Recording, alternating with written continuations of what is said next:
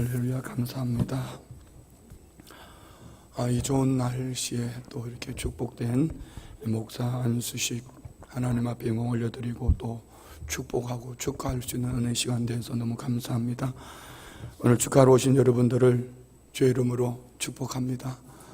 또 목사 안수 받으시는 오늘 네 분은 축하해야 될 일일지 축복해야 될 일일지 아니면은 이렇게 이제 돌이킬 수 없는, 건너면 돌아올 수 없는 다리를 가는데 말려야 될지 어때야 될지는 모르지만 주님의 손에 붙들림 받은 오늘 이 축복된 날, 여러분은 축하를 받을 만한 자격이 있다고 믿습니다.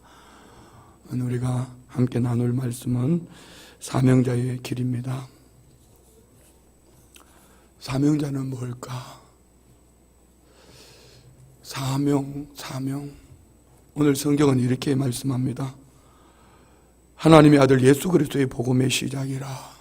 하나님의 아들 예수 그리스도의 복음의 시작이라. 복음의 시작을 얘기하면서 예수님 얘기를 하지 않고 한 사람, 이사야의 글에 인용되어져 있는 세례 요한을 얘기합니다. 바로 세례 요한의 삶은 사명자의 길이었다는 겁니다. 복음을 위해서 부르심을 받고, 복음을 위해서 세움을 받고, 또 복음으로 인하여 살고, 복음으로 인하여 죽도록 만들어진 그의 삶, 이것이 사명자의 길입니다. 오늘 세례 요한의 사명을 오늘 본문 2절에는 이사야의 말씀을 인용해서 보라, 내가 네 사자를 내 앞에 보내노니 그가 내 길을 준비하리라. 곧 예수님 오시는 길을 예비하는 사람, 준비하는 사람, 이 길이 바로 사명자의 길인 줄 믿습니다. 사명자가 전해야 될 복음, 사명자가 선포해야 될 그 중심은 오늘 4절 5절에 이렇게 말씀하지요. 세례 요한이 광야에 이르러 죄 사함을 받게 하는 회개의 세를 전파하니 온 유대 지방과 예루살렘 사람이 다 나아가 자기 죄를 자복하고 요단강에서 그에게 세례를 받더라. 곧 하나님 나라 복음을 선포하는 것이 오늘 사명자의 중심이어야 합니다. 이 사명을 인하여서 오늘 사명자의 길, 사명자는 어떻게 살아야 될 것인가? 그 첫 번째는 하나님 말씀 앞에 단순하게 살아야 합니다. 6절에 보면 이렇게 말씀합니다. 요한은 낙타 트롯을 입고 허리에 가죽띠를 띠고 메뚜기와 석청을 먹더라. 그럼 뭘 입을까, 무엇을 마실까 염려하지 않았습니다. 세례 요한은 제사장의 아들로 얼마든지 그는 세상적인 것을 누릴 수 있습니다. 그렇지만 주님이 오시는 길을 예비하는 자로서 뭘 입고 뭘 먹고 뭘 마시냐, 이거는 복잡하지 않습니다. 여러분이 주의 종으로 시험을 입어서 악한 영들은 세상은 많이 복잡하게 합니다. 혼란스럽게 합니다. 본질이 아닌 비본질적인 것에 혼란스럽게 합니다. 성도들의 모습일 수도 있습니다. 출애굽기 32장 33장을 보면은 이스라엘 백성들이 애굽 땅을 나와서 광야길을 갈 때에 하나님은 모세를 부르시고 시내산에서 십계명을 주십니다. 십계명은 하나님 백성들이 살아가는 삶의 중심이지요. 이 십계명을 받으러 올라갔을 때에 여호수아는 산 중턱에 있고 아론과 그의 백성들은 산 아래에서 모세가 내려오지 않는 것을 기다리다가 그 백성들은 아론에게 말합니다. 우리를 위하여 신을 만들어 달라는 겁니다. 그리고 아론은 그들의 입맛이 맞는 신을 만들어 줄 테니까 금딱지 집에 있는 거 다 가져오라는 것이죠. 자, 여기서 우리가 목회하는 방법이 여기에 있습니다. 저도 우리 교회 정도 되면은요, 우리 성도님들의 입맛에 맞는 예배, 우리 성도님들이 원하는 예배를 드리면 어쩜 모르겠어요. 성도님들이 감동을 받아가지고 주머니 열어서 예배당, 벌써 더 좋은 예배당 건축할 수도 있고, 우리 교회가 꿈에도 그리는 선교에 대한 비전 얼마든지 할 수 있도록 목사님 여기 있습니다. 10억, 20억 내놓을 수 있는 사람이 있을지도 몰라요. 왜 마음이 뒤틀렸을까요? 내 입맛에 맞는 예배를 드리지 않기 때문입니다. 내 입맛에 맞는 예배를 좀 드려줬으면 금딱지 다 빼옵니다. 그런데 이는 복음이 아닙니다. 하나님이 원하시는 방법이 아닙니다. 오늘 여러분은 명심하세요. 이 유혹 앞에 무너지면 여러분 목회자로서 본질적인 것을 잃어버리는 겁니다.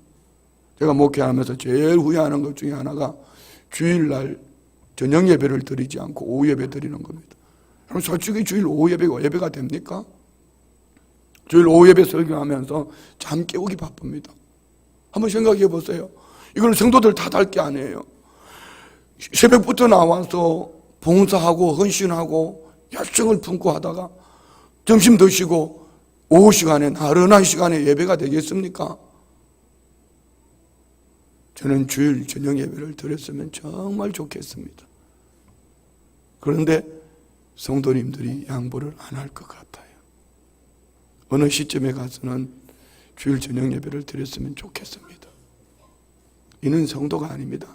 성도가 그래서 그런 것이 아니고 세상의 유혹이고 세상의 요구입니다. 왜요? 성도님들을 보십시오. 저는 목회자가 되었으면 주로 만나는 사람들은 전부 예수 믿는 사람입니다. 주로 예수 안 믿는 사람 만나봤자 식당에 가서 만나는 그분들입니다. 아니면 길거리 그냥 스쳐가는 분들입니다. 제가 상대하는 분들은 다 예수 믿는 분들입니다. 그러나 성도들은 그렇지 않습니다.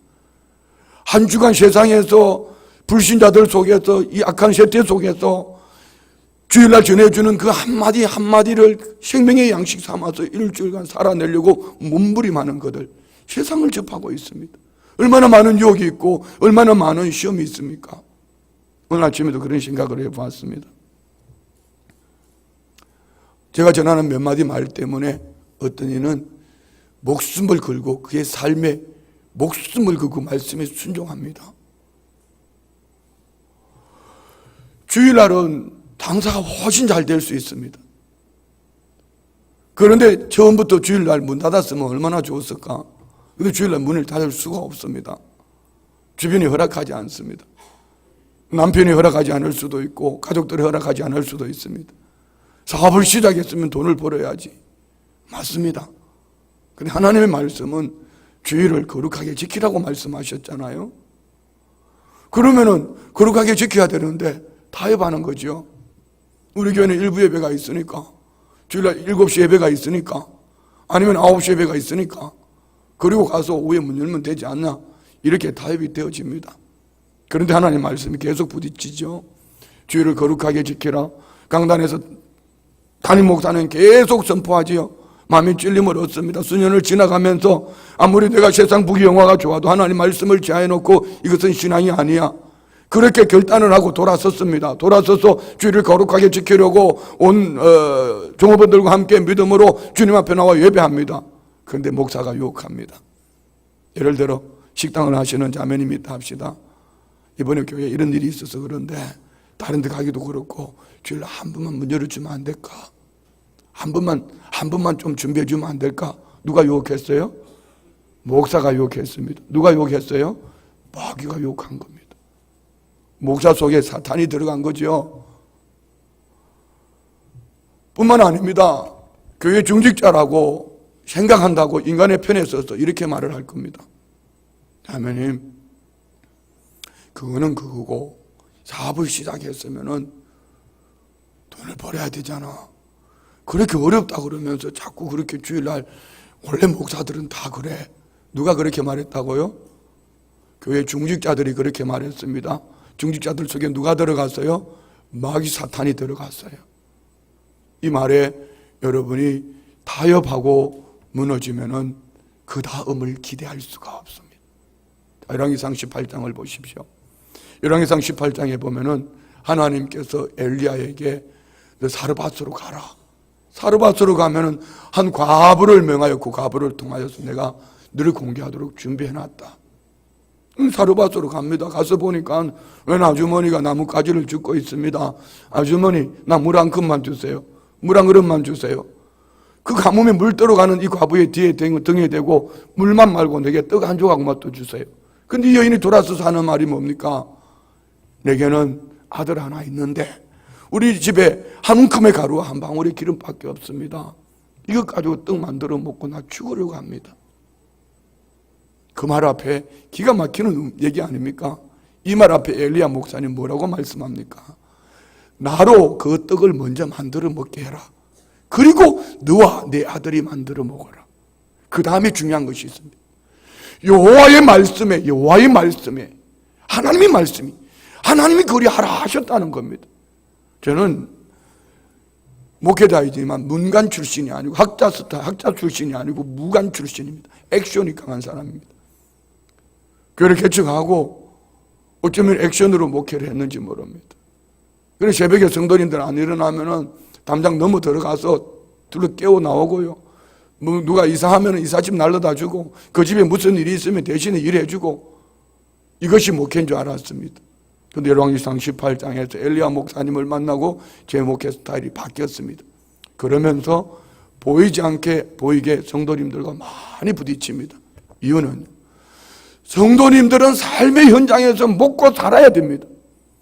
양은 근시안을 가지고 있습니다. 눈앞에 보이는 것 이거 지금 당장 눈앞에 보이는 건 내 입맛에 맞는 건 내 노라는 겁니다.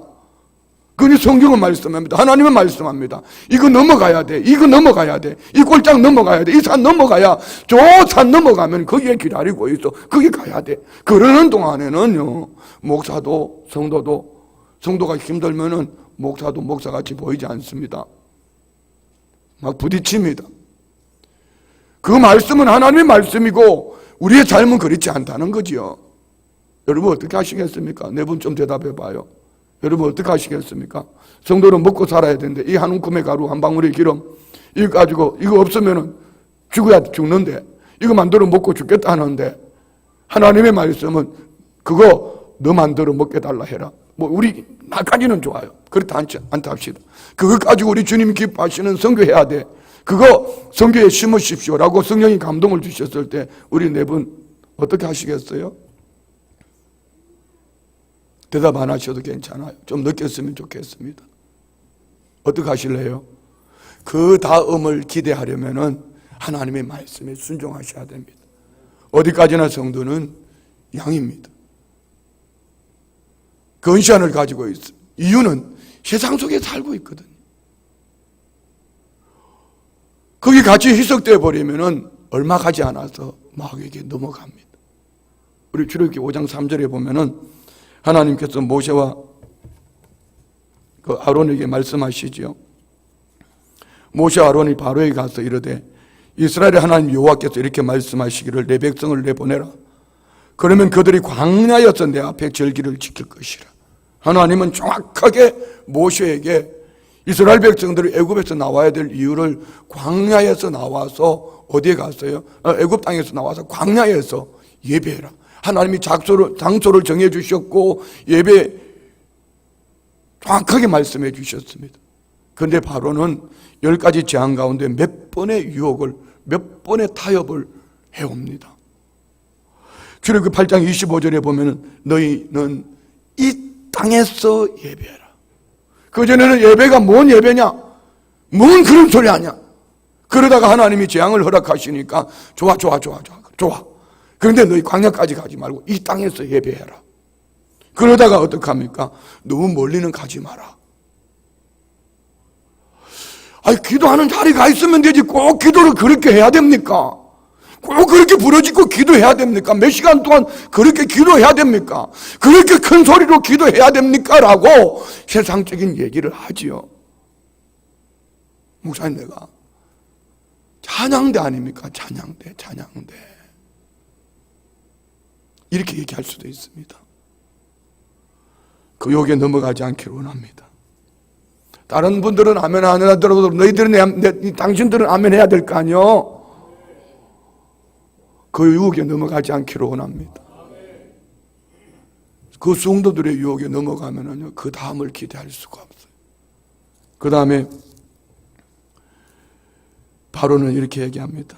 출애굽기 11장 10절에 보면은 자녀들은 두고 가세요. 두고 가라. 무슨 얘기입니까? 지금 한국교회가 그 위기입니다. 자녀들 두고 가면은 지금은 괜찮지만 그 다음 세대 가면 무너집니다. 일본이 메이지 유신인데 전쟁터에 다 징집원해가지고 갔지만은 초등학교 교사만큼은 징집해가지 않았습니다. 이유는 우리가 전쟁에 이길 수도 있고 질 수도 있지만 전쟁에 져도 이겨도 다음 세대를 위한 교사들을 남겨놔야 된다. 여러분, 지금 한번 교회들 돌아보세요. 우리 교회도 마찬가지예요. 우리 교회도 돌아봐야 돼요. 한번 보세요. 다음 세대들이 살아있습니까? 왜 제가 여기 앞에 이거 붙여놨습니까? 유럽교회 보세요. 유럽교회 가보면 할아버지 할머니들만 앉아 있습니다. 여러분 교회는 어떻습니까? 여러분 여기 계시는 성도님들 여러분 교회는 어떠세요? 할아버지 할머니들 앉아만 있다면 회개하셔야 됩니다. 다음 세대들 자녀들이 믿음 안에 세워지지 않으면 끝나는 겁니다. 이게 바로는 재앙 앞에서 그렇게 유혹하는 겁니다. 부모들은 그렇게 해요. 우리 애가 고3인데요. 중3인데요. 학교에서 그렇게 말하는데요. 그래놓고 성전에 와서 눈물 빠지게 기도는 하는데 그 기도를 하나님이 들어주시겠습니까? 아니죠. 우리 다음 세대들이 일어나기를 원합니다. 할렐루야. 그리고 출애굽기 11장 24절에 보면은 이제는 양과 소는 머물고 두고 가라 합니다. 재물 없는 예배가 어디 있습니까? 제가 얼마 전에 우스갯소리로 그런 얘기 했습니다. 어느 목사님이 그런 얘기 하시더라고요. 교회 헌금은 인플레도 없다고. 30년 전에 1,000원이 지금도 1,000원이라고 그러더라고. 30년 전에 1,000원의 가치와 지금 1,000원의 가치는요, 말도 안 되는 얘기입니다. 그 마인드입니다. 그 중심입니다. 예수님이 제물 되어 주셨다면 우리는 생각하셔야 됩니다. 그 은혜로 사는 성도들을 세워가야 돼요. 제가 설교 오늘 짧게 할 줄 알고 생각하시는 분들은 오늘 거룩하게 착각하지 마세요. 설교 제가 1시간 하려고 준비하고 왔습니다. 일찌감치 그런 분들은 눈 감고 주무세요. 입신하시는 게 훨씬 좋습니다. 오늘 이 자리에서 이분들에게 제가 뭔가 임팩트를 주고 싶은 것이 있습니다. 왜 목사 안수하냐? 이거 못할 것 같으면 목사하지 말란 얘기입니다. 하나님 말씀 앞에 목숨 걸지 않을 것 같으면 목회. 차라리 그냥 전도사로 있다가 힘들면 집어치우고 돌아서면 돼요. 이제 목사 안수 받으면 돌아설 길 없습니다. 내일 주일 저희 교회 설교 제목이 이겁니다. 생존이냐 생명이냐. 생존은 먹고 살기 위해서 일하는 겁니다. 생명은 네가 생명을 얻었으니까 생명 살리기 위해서 일하는 겁니다. 여러분, 성도님들을 뵈면은요, 단위에 선포되어지는 이 몇 마디 말 때문에 목숨 걸고 사명 감당하는 성도들 많아요. 그렇게 말을 해놓고 목사는 돌아서서 자기 방법대로 살아간다면은 하나님께서 그 교회에 역사하시겠습니까? 그를 주의 종으로 기뻐하시겠습니까? 먹고 살기 위해서 목회할 것 같으면은요, 차라리 사업하는 게 훨씬 낫습니다. 아마 이게 오래된 얘기인데 요즘도 막 지금 얘기처럼 일어나오는 그런 얘기가 있습니다. 중국 컴퓨터 가게 부부 얘기지요. 중국 컴퓨터 장사를 하는 분에게 어떤 분이 전화를 했습니다. 그는 저기 제 고향인 경북 칠곡에서 전화를 한 거예요. 전화를 해서 하는 말이, 우리 딸아이가 6학년인데 서울의 어느 동네에 할머니랑 같이 있는데 사정이 넉넉하지 못해서 컴퓨터를 사주고 싶은데 최근은 사줄 수 없고 중국 컴퓨터 괜찮은 거 하나 좀 구입해서 좀 설치해 주세요. 그 전화를 받고 한 열흘쯤 있다가 중국 컴퓨터를 구해서 그 집에 설치를 해주러 갔습니다. 그리고 그 중국 컴퓨터를 22만 원에 팔기로 결정을 하고 가서 보니까 다세대 주택 그 기둥에 할머니 한 분이 기다리고 있습니다. 들어서자 할머니가 이렇게 말을 합니다. 생활비가 넉넉하지 못하니까 손녀를 키우면서 집에서 액세서리, 집에서 이런 거 있잖아요. 바늘에 실 깨어서 뭐 하는 이런 액세서리. 이걸 보면서 이 집 형편이 참 어렵구나. 그때 마침 이 소녀가 들어왔어요. 아이를 토닥거리면서 너 공부 잘해라. 엄마가 사온 건데 엄마가 너 공부 잘하라고 열심히 하라고 보내주신 거다. 그러면서 학원 갔다 와서 컴퓨터 시커내라. 그랬더니 애가 에이씨 하더니만은 후다닥 또 학원을 가는 거예요. 설치 끝내고 집을 나서는데 골목길에서 대로변에 아까 그 손녀가 정류장에 버스를 타려고 기다리고 있습니다. 묻습니다. 어디로 가니? 아저씨가 태워줄게. 보통 이렇게 말하면 망설이는데 이 아이는 하계역 갑니다. 그러길래 자기가 가는 방향하고는 반대쪽이지만 이 아이를 태워주기로 하고 학원 방향으로 이제 데리고 갑니다. 가는데 그때부터 이 사건이 터진 거예요. 10분도 채 가지 못해서 갑자기 아이가 화장실을 가고 싶다는 겁니다. 조금만 가면 되는데 참으면 안 되겠니? 그런데 아저씨 그냥 여기 세워주세요. 아이는 당황한 모습을 가지고 세워달라는 겁니다. 그래서 이 컴퓨터 사장님이 펫푸드점 건물이 보이길래 차를 세웠습니다. 아저씨 그냥 먼저 가세요. 이 말 한마디 하고 아이는 건물 속으로 사라졌습니다. 그래도 이분이 이제 화장실 보고 나오겠지 하고 담배를 하나 뽑아서 불을 붙여 무는데 이 심령이 쿡 내려앉았다는 거예요. 그 아이 앉은 자리 보니까 검붉은 피가 묻어 있는 겁니다. 아차, 이 아이가 첫 생리를 하는구나. 그런 생각을 하면서 순간 지나가는 여러 가지 많은 생각들이 있죠. 자기 자신의 딸, 아이, 여동생 얘기 여러 가지 생각이 지나갔습니다. 그리고 이 아이를 첫 생리의 경험이라고 생각한 이유는 이 아이가 처음이기 때문에 저랬을 거야. 그리고 나이도 보니까 비슷할 나이고 담배째가 많이 타들어갈 정도로 이분은 당황해서 어떡하지? 이 아이를 어떻게 도와줄 수 있을까? 틀림없이 저 아이가 바지에 묻었을 텐데 이 시트에 묻었을 정도 같으면 어떡하나? 아까 그 집안의 사정을 보니까 그 집에 휴대폰도 없을 것 같고 그는 차에 비상등을 켜놓고 이 건물로 들어가서 어디 소각이 없나 찾다가 아까 지나온 그 번화가가 생각이 나서 중앙선을 넘어서 유턴을 해서 다시 그 길로 갔습니다. 너무 조급한 마음에. 그런데 이 마음이 조급하니까 아무런 생각이 들지 않습니다. 청량리역 가까이 거의 왔을 때 속옷 가게를 갔습니다. 사이즈를 알 리가 없죠. 대략 이 아이를 얘기하고 비슷한 사이즈의 옷을 몇 벌을 샀습니다. 그리고 그 아이 엄마에게 전화를 하면 좋겠는데 그 아이 엄마는 저 경북 칠곡에 있고 너무 멀리 있으니까 오히려 더 아픔만 주겠다 싶어서 자기 아내에게 전화를 했습니다. 어디야? 나 광진구청. 지금 택시 타고 빨리 청량리역으로 빨리 와. 오면서 전화해. 내가 택시 찾아갈게. 아내에게 이 차 저 차 얘기를 설명을 했습니다. 그때 아내가 오겠다는 겁니다. 이분이 얘기가 그렇습니다. 내가 구세주를 만난 것 같았다고. 그리고 아내가 이 남편에게 얘기를 합니다. 생리대 샀어? 지금 사러 가려고. 아내가 얘기해 줍니다. 약국에 가서 어떤 사이즈를 달라고 그래라고. 속옷은 샀어? 아니. 그리고 바지도 하나 사야 될 거 근처에 가서 혹 모르니까 치마도 하나 사라고. 편의점에 가서 아기 물티슈도 사와. 장비를 다 준비해놓고 기다리는데 1시간쯤 지났을 때 아내가 왔습니다. 아내는 이것을 주섬주섬 챙겨 들고 그 건물이 있던 곳으로 들어가면 아이 이름이 뭐야? 난 몰라. 화장실에 들어가 봐.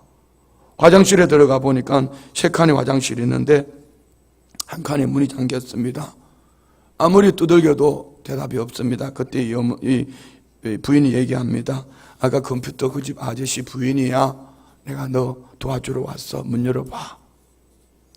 어쩌면 다른 평범한 가정이었으면 축하하고 보다듬어 주고 파티라도 해줄 만한데 이게 가정이 할머니 밑에 켜니까 안 되지요. 혼자 그 아이가 얼마나 그곳에서 힘들을까를 생각하니까 1시간이 지난 시간에 이 컴퓨터 집 사장님도 그렇고 그 부인도 마음이 짠한 거예요. 그때 안에 들어간 아내로부터 메시지가 왔습니다. 잽싸게 가서 꽃다발 하나 사와. 그런데 이럴 때 뭐 어떤 꽃을 사야 되는지 모르니까 가서 그냥 꽃을 두둠하게 사가지고 왔습니다. 그리고 기다리는데 둘이 나오는데 보니까 아이는 눈이 팅팅 부었고 아내도 눈물 자국이 있습니다. 패밀리 레스토랑 가서 저녁 먹이려고 하는데 아이는 그냥 집에 가겠다는 겁니다. 집에 내려다 주고 각자 일터가기에는 너무 시간이 없어서 이제 집으로 가는데 아내가 묻습니다. 그 컴퓨터 얼마에 팔았어? 22만 원. 얼마 남았어? 얼마에 가져온 건데? 수원 대리점에서 노트북 들어가면서 깎아주고 그냥 가져온 거야. 우리 다시 돌아가자. 뭘? 그냥 집어온 거면 가서 22만 원 주고 오자고 부인이 얘기합니다. 에이, 아니지. 내가 이거 10만 원 주고 받아온 거야. 그래, 좋아. 그러면 10만 원, 12만 원 남았네. 우리 주고 가자. 다시 돌아가자니까 남편이 하는 그거는 그거고 이거는 이거야. 그랬더니 아내가 하는 말이 그래픽 새로 바꾸고 싶으면은 가서 돈 돌려주고 오고 안 바꿀 것 같으면은 그냥 가고. 무슨 얘기예요? 이 컴퓨터 사장님이 그래픽을 새로 바꾸고 싶은데 부인이 결제가 나지 않은 거예요. 부인이 거래를 하는 겁니다. 좋아. 그래픽 바꿔줄 테니까 이 아이 집에 돌아가서 돈 돌려주자는 겁니다. 그래서 돌아가서 이제 아이 엄마에게 전화를 했습니다. 계산을 내가 잘못한 것 같다고 10만 원을 더 받았다고. 그리고 10만 원을 돌려주고 차에 타는데 부인이 자기 보고 그러더랍니다. 자기 머리를 쓰다듬으면서 자식 그러더랍니다. 그리고 그는 운전을 해서 집으로 간 게 아니고 용산으로 갔습니다. 왜요? 아내하고 거래한 게 있잖아요. 컴퓨터 그래픽을 사러 간 겁니다. 밤 11시쯤 되어서 그 새 컴퓨터 그래픽을 설치하는데 전화가 왔습니다. 칠곡에서 온 전화입니다. 아이 엄마는 아무 말도 하지 못하고 흐느끼며 우는 거예요. 자, 여러분 이거 한번 생각해 보세요.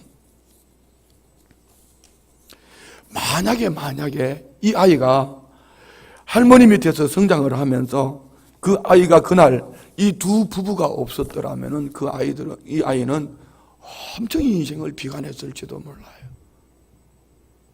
왜 나는 아버지가 없을까? 왜 우리 집은 이렇게 가난할까? 그리고 그 아이는 큰 마음의 상처를 받았을 거예요. 근데 이 두 부부는 그렇게 얘기합니다. 그 글이 컴퓨터에 가면, 여러분 인터넷에 가면 이 글이 많이 나와 있습니다.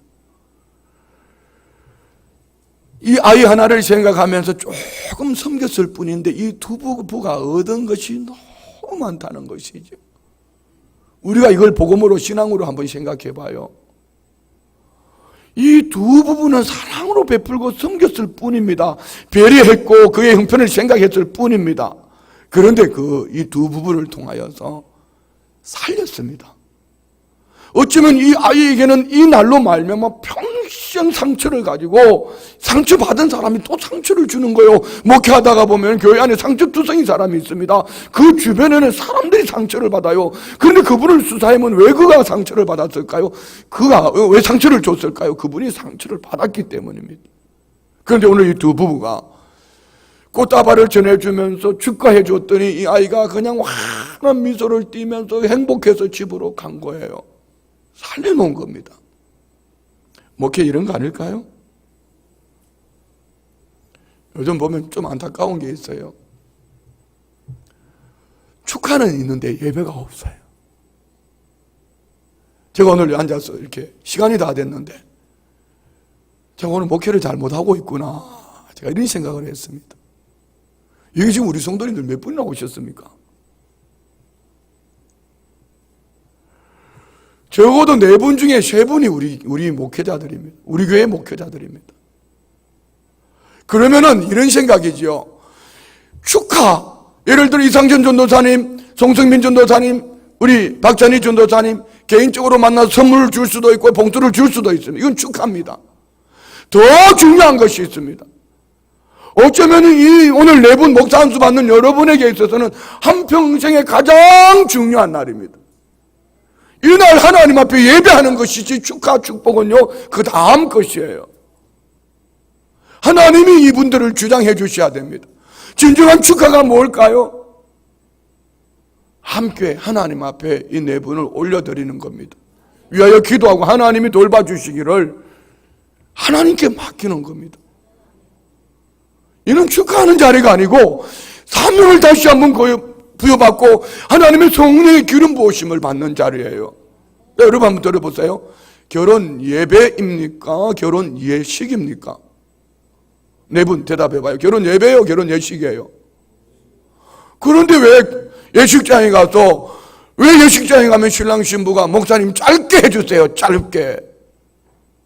그리고 저희들이 축하곡은 목사 보고 주례는 5분 하라고 축하곡 한 곡 가지고 10분을 해. 두 팀이 나오면 20분이야. 사람끼리는 좋겠지만 하나님 앞에서는 여러분 이거 아니에요. 그 다음을 기대할 수가 없습니다. 명심하세요. 절대로 예배는 타협이 없기를 원합니다.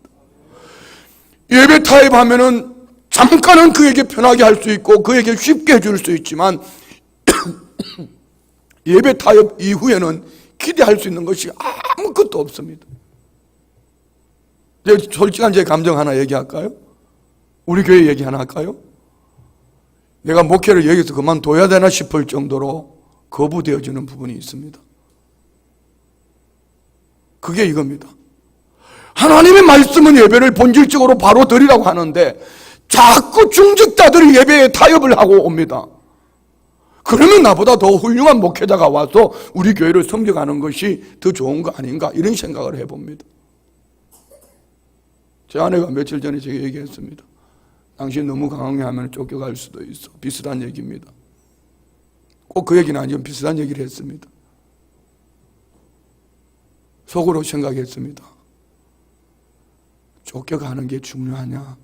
우리가 여기 먹고 살려 왔냐? 생존 때문에 왔어? 생명 때문에 왔지.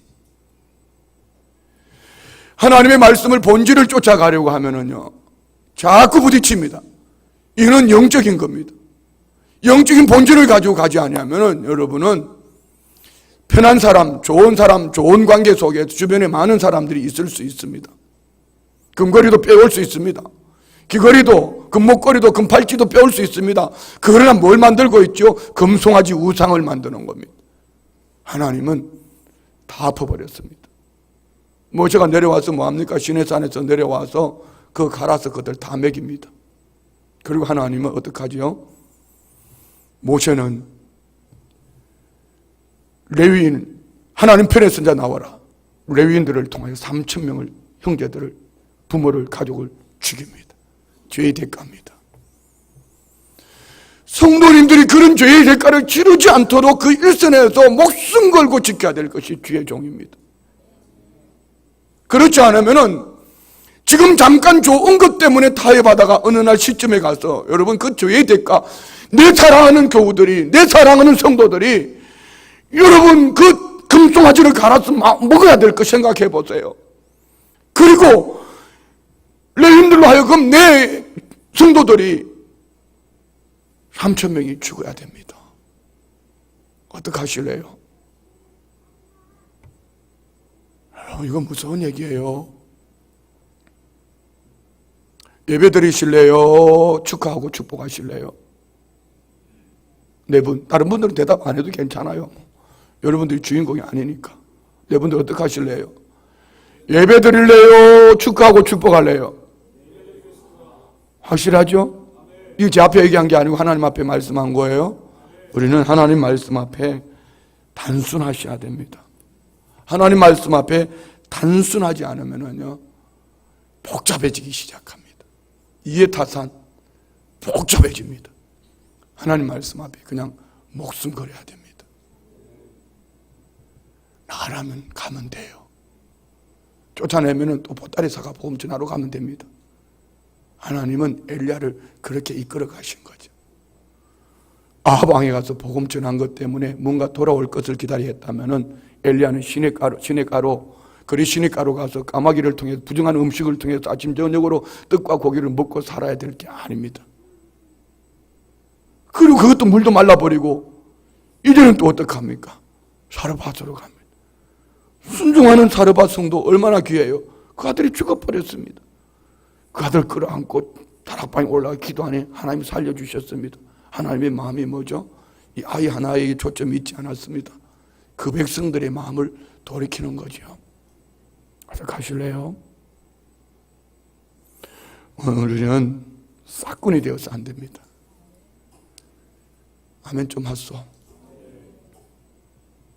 먹는 것 때문에, 마시는 것 때문에 이리 붙었다 저리 붙었다, 이 교단 갔다 저 교단 갔다가 그따위 할 것 같으면 아예 집어치워요. 싹군은 어느 편에 쓸까? 쫙 어느 편에 쓰는 게 유익한가? 보세요. 생존으로 사는 성경에 나오는 믿음의 사람이 아닌 불신앙의 사람들, 엘리 제사장, 사울왕, 롯, 그들은 환경의 표준을 항상 택합니다. 그들의 말로는 결코 아름답지 않습니다. 그렇지만 생명을 위해 사는 요셉, 다윗, 다니엘, 느헤미야, 바울 사도, 기타 등등, 그들은 생명 위에 달려갈 때 하나님이 그 다음을 책임져 주신 거지요. 어떻게 하실래요? 생존을 위해서 목회하실래요? 생명을 위해서 목회하실래요? 확실하죠? 지금 하나님 앞에 한 거 맞죠? 여러분 생존을 위해서 할 것 같으면 집어치우고 돈 벌러 가세요. 훨씬 저 목회하는 열정을 가지고 돈 벌면은요 훨씬 더 잘 벌 것 같습니다. 저 사업 잘할 것 같아요. 하나님이 여러분은 사업가로 세워준 게 아니고 생존이 아닌 생명을 위해서 보내주셨습니다. 오늘 우리는 이 세례 요한을 보면서 본질적인 것은 이겁니다. 7절부터 한번 볼까요? 7절부터 다 같이 한번 봉독합니다. 그가 전파하여 이르되 나보다 능력 많으신 이가 내 뒤에 오시나니 나는 굽혀 그의 신발끈을 풀기도 감당하지 못하겠노라. 나는 너희에게 물로 세례를 베풀었거니와 그는 너희에게 성령으로 세례를 베푸시니라. 주의 길을 예배하는 자, 이 말 속에는 어떤 말이 있습니까? 그분은 흥하여야 하고 나는 쇠하여야 하리라. 세례 요한이 사역을 시작할 때 많은 사람들이 몰려옵니다. 여기에는 군인, 세리, 바리새인, 제사장들까지 몰려옵니다. 저는 우리 앞에 있는 네 분이 반드시 목회에 성공하려고 믿습니다. 근데 그 성공의 기준을, 척도를 많은 사람들이 몰려오고 큰 교회, 여기다 초점을 맞추면 여러분 틀렸습니다. 세례 요한이 많은 사람들이 몰려올 때에 그때 예수님이 이제 등장하기 시작하는 거지요.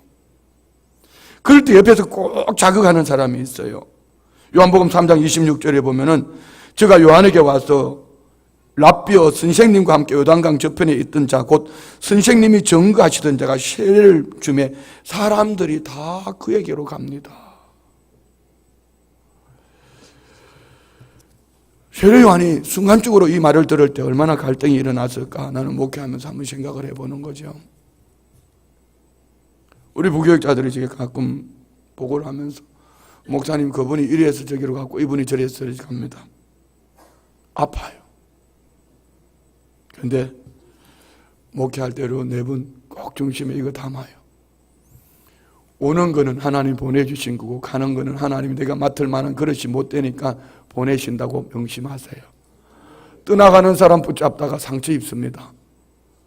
내가 목회를 못해서 떠나가는 거니까 하고 가슴을 쥐어뜨면 하나님 앞에 회개하든지 아니면은 최선을 다해서 하나님 앞에 눈물로, 그 외에는 다른 방법이 없습니다. 이때 내가 막 흥하려고 할 때 그때 타락의 지름길입니다. 어떻게 했을 때요? 많은 숫자에 초점을 맞추고 좋은 건물, 저 사람이 사회적인 명성이 있으니까 여기에 초점을 맞추는 그 순간 타락으로 접어들기 시작합니다. 요한이라고 사람인데 나에게 많은 사람들이 몰려와서 세례를 받던 그들이 그분에게 간다 말입니다. 요한은 선택을 잘했습니다. 요한복음 3장 27절로 30절에 보면은 요한이 대답하여 가로되 만일 하늘에서 주신 바 아니면 사람이 아무것도 받을 수 없느니라. 나의 말한 바 나는 그리스도가 아니요 그의 앞에 보내심을 받은 자라고 한 것을 증거할 자는 너희니라. 신부를 취하는 자는 신랑이나 서서 신랑의 음성을 듣는 친구가 크게 기뻐하나니 나는 이러한 기쁨이 충만하니 그는 흥하여야 하겠고 나는 쇠하여야 하리라. 따라합시다. 나는 흥하여야 하겠고 그분은 나는 쇠하여야 하겠고 그분은 흥하여야 하리라. 맞습니까? 우리는 질그릇이라고 그럽니다. 질그릇. 목회하다 보면 그런 유혹이 있습니다. 이 질그릇을 잘 보존하고 싶은 겁니다. 그러니까 좋은 차 타고 싶고 좋은 환경 속에 있고 큰 건물 짓고 싶고 많은 사람들이 모인 거 이거 보여주고 싶습니다. 근데 그 안에 보배이신 예수님 보여지지 않으면 그는 목회 실패한 겁니다. 질그릇은 깨져야 합니다. 부셔져야 합니다. 깨질수록 부셔질수록 보배이신 예수님이 보여지기 시작합니다. 이것이 목회예요. 여러분 부셔져야 합니다. 금식도 하셔야 돼요. 금식도 하셔야 되고 욕도 먹어야 되고 많이 부셔져야 돼요. 부셔지면 부셔질수록 예수님이 드러나는 겁니다. 예수님이 드러나지 않고 이 그릇이 자꾸 보존을 하려고 하는 그 순간부터 나는 타락의 일변도를 걷고 있는 겁니다. 꼭 명심하세요. 요한이 멋있는 말 하잖아요. 하늘이 주신 바가 아니면 받을 수 없다. 세례 요한의 결단이 참 멋있잖아요. 이런 세례 요한을 예수님은 칭찬합니다. 선지자보다 더 나은 네가 여기 있다. 여자가 낳은 자 중에 가장 큰 사람이다. 다시 말씀드리면 목회에 성공했다는 얘기입니다. 한 가지 요약만 하고 마칠게요. 내가 1시간 설교한다는데 아직 10분 더 남았는데 2011년 카일 아일드만이라는 목사님이 Not a Fan이라는 나는 팬이 아닙니다 라는 책을 썼습니다. 곧 나는 제자입니다 라는 얘기입니다. 이 책의 마지막 끝맺음을 윌리엄 보든이라는 사람 얘기를 합니다.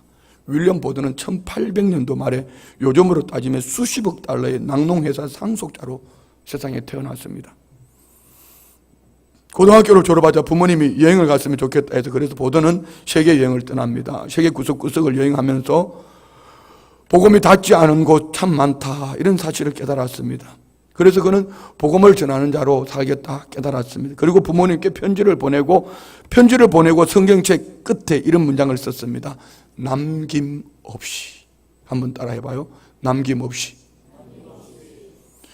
예수님을 따르려면 온전한 헌신이 필요한데 곧 그는 남김없이 헌신하겠다 이런 결단을 했습니다. 그리고 그는 아버지 권면으로 예일대학교에 들어갔습니다. 첫 해에 오직 주님만을 사랑하겠다고 결심했습니다. 그리고는 자기 친구 한 사람 한 사람 세우고 아침에 일찍 일어나서 성경을 읽고 기도하는 모임을 시작했습니다. 그때부터 시작해서 아침에 눈을 뜨면 말씀을 읽고 기도하는 모임들이 생겨나기 시작했습니다. 윌리엄 보든이 졸업하던 그때 4학년 때 예일대학 캠퍼스 안에 말씀을 읽고 기도하는 모임들이 1000개 이상 생겨났습니다. 그럼 목사도 아닙니다. 그냥 학생 청년이었습니다. 그런데 예일대학교 안에 1000개 이상의 소그룹 모임이 세워진 거예요. 대학을 마치고 난 다음에 그는 프린스턴 대학원에서 학위를 받고 졸업을 하면서 그의 성경의 맨 뒤편에 이렇게 썼습니다. 후퇴 없이. 한번 따라해봐요. 후퇴 없이. 처음에 뭐죠? 두 번째? 뒤로 물러서지 않겠다는 얘기입니다. 예수님을 따르면 뒤돌아보면 안 된다. 뒤로 물러서지 않겠다.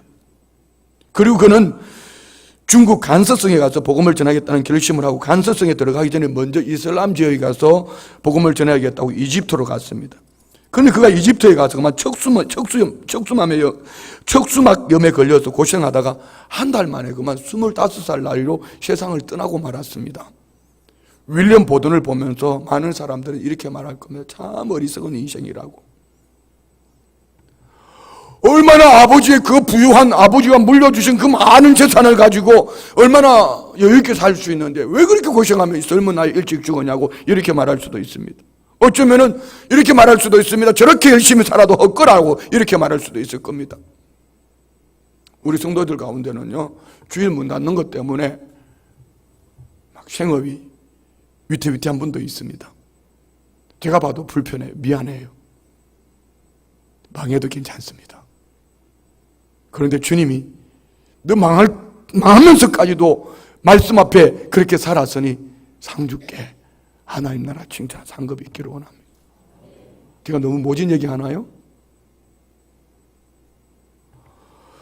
예수님을 따른다고 가족도 재산도 자신의 미래로 다 버렸는데 그렇게 일찍 하나님의 부르심을 받았다고 말하니까 윌리엄 보드는 정말 어리석은 사람 아닙니까? 그런데 그의 인생을 돌아보면은 예일 대학 영적 부흥을 일으킬 뿐 아니라 그를 통하여 그 얘기를 듣고 수많은 선교사들이 세워졌습니다. 수천 명의 선교사들, 그의 인생은 결코 실패작이 아니었습니다. 그리고 그의 장례를 치르고 그가 가지고 있던 성경책 맨 뒷분에 보니까 한 글자가 더 적혀 있습니다. 후회 없이. 처음에 뭐였죠? 두 번째는요? 세 번째는요? 후회 없이. 비록 짧은 인생을 살았지만 예수님의 제자로 살았고 그리고 예수님의 제자로 산 그의 삶은 많은 사람이 기억이 되어집니다. 제가 이번에 목사 한 수씩 받으면 어느 누구한테도 얘기하지 않은 갈등이 하나 있었습니다. 여기 목사 한 수 받는 네 분 다 생활이 그렇게 여유롭지가 않아요. 제가 90년대 후반에 목사 한 수를 받으면서 저도 여유롭지 않았습니다. 개척교회였습니다. 그런데 지방회에서 목사 한 수 받는 비용이 얼마라는 비용을 이렇게 얘기를 했습니다. 저는 그 얘기를 들으면서 감격했습니다. 내게 이거는 이만큼은 얼마나 큰 축복인가. 이보다 더한 건 내 나라 해도 내놓지 않을까. 이거는 여러분 오해하지 마세요. 돈 거래를 하는 게 아닙니다. 여기 옆에 계신 분들 잘 들으셔야 됩니다. 인간적인 생각 가지고 그런 옆에서 쓸데없는 조언들 하지 말아요.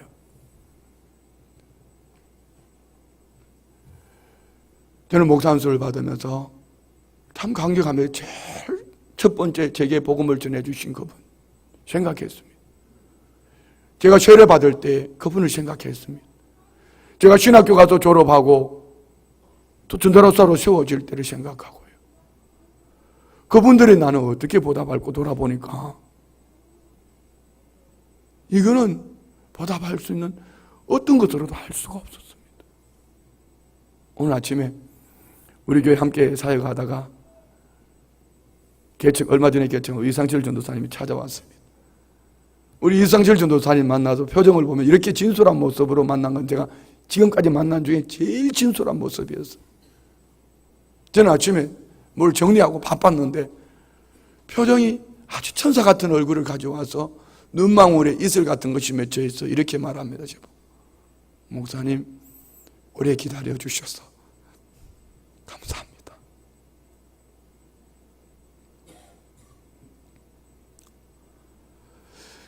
목사님 오래 기다려 주셔서 감사합니다. 이 말 한마디 하면서 눈물 걸성이 돌아서서 가는데 내가 다른 말을 하면 나도 빵 터질 것 같아서 고맙다. 그리고 그냥 내보냈어요. 그거예요. 미안해요. 여러분 4명, 4분 목사 한 수 받는데 드는 비용 우리 교회가 책임을 져도 책임을 질 수 있습니다. 그거 못하겠습니까? 어떻게 김두익 회장 장로님 내놓으라면 줄 거죠? 그럼요. 우리 장로님 제 선교 가니까 장로님 주세요. 개인 사비 막 500만 원씩 이렇게 막 주십니다. 그런데 4분 목사 한 수 받는데 그 비용 못 주시겠어요? 그거는 씨앗입니다. 축복입니다. 그것이 부담스럽거든. 후일에 오늘 이후에 저를 개인적으로 찾아왔어요. 목사님 나 너무 부담스러웠어. 제가 해결해 드릴게요. 이는 하나님 앞에 그동안에 나를 양육해 주신 주의 종들 앞에 교회 앞에 지방의 앞에 심는 축복의 씨앗입니다. 말씀 마칠게요. 사실은 오늘은 다른 분들 다 보내놓고 우리 4명만 앉아가지고 한 2시간 정도 이런 설교를 하고 싶습니다. 다시는 이런 설교 안 들어도 될 거예요. 여러분은 사명자입니다. 하늘 항공 길이 있고 바다에 뱃길이 있는 것처럼 여러분 사명자의 길이 있습니다. 가야 될 길이 있고 가지 마야 될 길이 있습니다.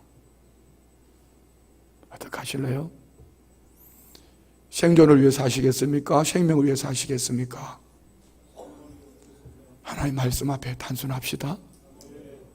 그분을 흥하게 해드리고 우리는 부셔집시다.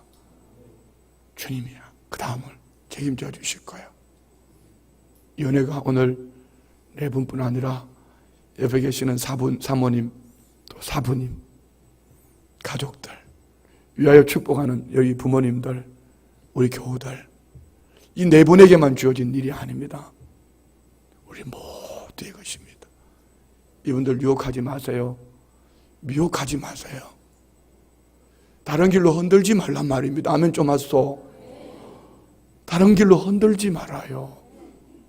그냥 오직 그 길 잘 갈 수 있도록, 그 길은 눈물의 길이에요.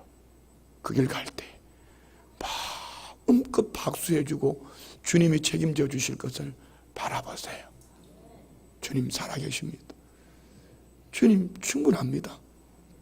이 길 가는 오늘 네 분 귀한 사역 잘 감당하는 신실한 주의 종들이 되시기를 주의 이름으로 축원드립니다. 기도하겠습니다. 좋으신 예수님, 부족한 종의 모습 속에서 지금까지 함께 신앙생활하고 함께 믿음으로 일어나 달려가기를 원했던 사랑하는 귀한 종들, 오늘 목사로 세움을 입어 기름 부음을 받습니다. 이 축복되고 영광된 자리에 말씀하여 주실 때에 무겁게 들렸다면 하나님 생명의 양식으로 한평생 사는 날 동안, 사역하는 날 동안 사역의 중심이 되어지게 하시고, 인간적인 소리로 들려졌다면 십자가 뒤로 감춰주시고 생명의 복음으로 시험을 입어 하나님 말씀 앞에 단순하고 우리 주님 흥하기를 열심을 내는 신실한 종들 되게 하여 주옵소서. 바라보는 가족들, 교우들 위하여 함께 동력하며 믿음으로 일어나 가기를 함께 한 마음 되어 주와 같이 길 가는 즐거움 있게 하여 주옵소서. 예수님의 이름으로 축복하며 기도드리옵나이다. 아멘.